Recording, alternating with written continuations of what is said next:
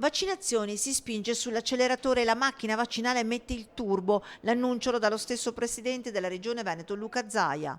Apriamo ai 50-59 e apriamo, tenetevi duri, fino al 9 giugno, dando disponibilità di 800.000 posti.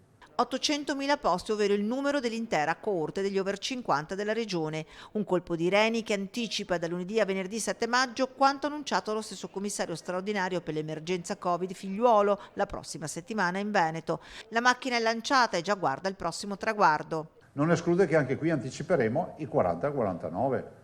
Quindi dico adesso, i 40-49 anni scaldino i motori. Ma la rete vaccinale si amplia sempre di più e dopo le farmacie si aggiungono anche le aziende inserite nella piattaforma di prenotazione. Vedrete che comparirà un nuovo centro vaccinale che sarà un'azienda privata. E perché?